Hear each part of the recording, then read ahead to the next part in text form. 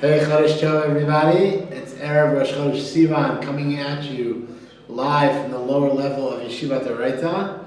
We miss you guys, wishing you guys a great Chodesh.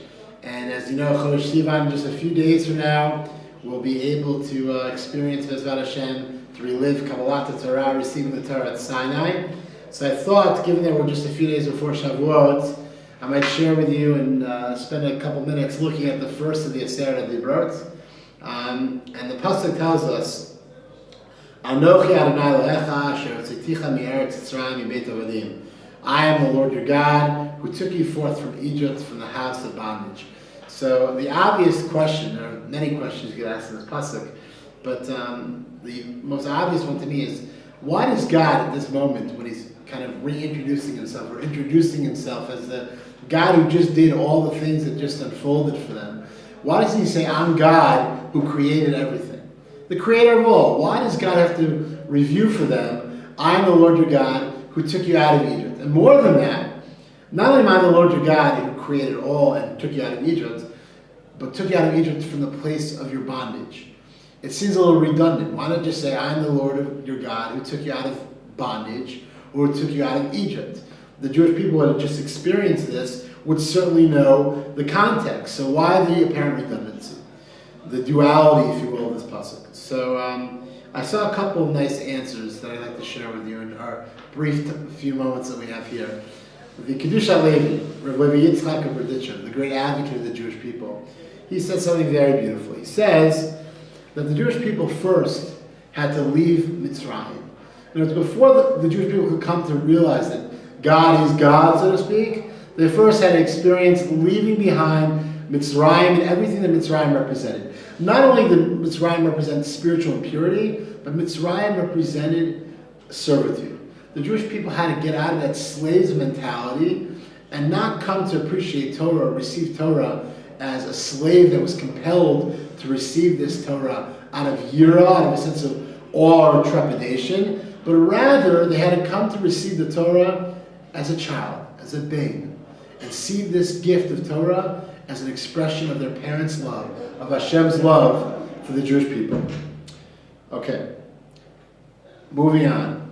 So the Kedusha Levi gives us a beautiful, beautiful context. He says the Jewish people first had to be reminded, or reiterated to them, that they had to leave behind this mentality of servitude, of being compelled to receive something, and begin to receive the Torah, accept the Torah out of love, and see the gift of Torah as being an expression of Hashem's unending love for the Jewish people. That's the Kedusha Levi. The Slonim Rebbe, who we've studied from together many, many times, the Tivot Shalom, he says something a little bit different.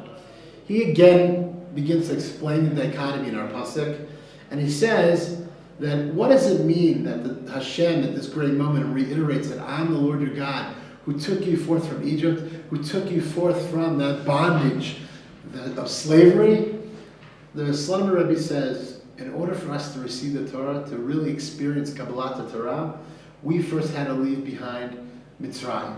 And that, he says, this is an eternal message. Before we can experience Kabbalat HaTorah each and every year, before we can enter into Shavuot each and every year, before we can relive receiving the Torah and experience that great gift, we have to be able to let go of our own personal Mitzrayims, of our own personal Egypts, of all the things that get in the way, so to speak, that somehow create a disconnect. And he says that what does it mean to leave behind Egypt? It's not just to leave mentally, to have cognition that we're about to receive the Torah. He says we have to overcome all the bondage of Egypt as well. We have to overcome our Yetzer Hara that sometimes gets in the way and creates a confusion.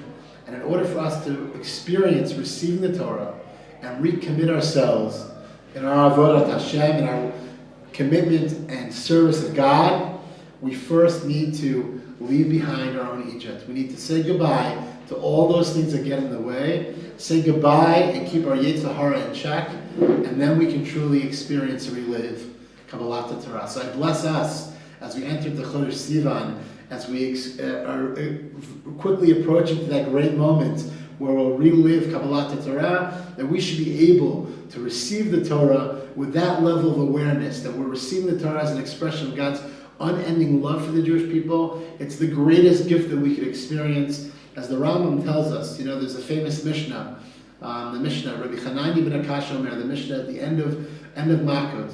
Rabbi Chananya ben Akash Omer, Rabbi Chananya ben Akash taught us, Ratzah Kadosh Baruch Hu l'zakot et Yisrael lafichach hirba lahem Torah mitzvot. That Hashem wants to bestow goodness and merit to the Jewish people. That's why He gave us so many things within the realm of Torah mitzvah. So for most Jews, they see this as something very challenging. There's so many different things within the Torah that it's impossible for me to do it all. But the Rambam tells us something incredible in his commentary on this Mishnah. He says, it's actually the greatest gift. There's so many opportunities within Torah for us to find a connection, for us to come to cling and emulate God's ways, then it's the greatest gift that Hashem gives us.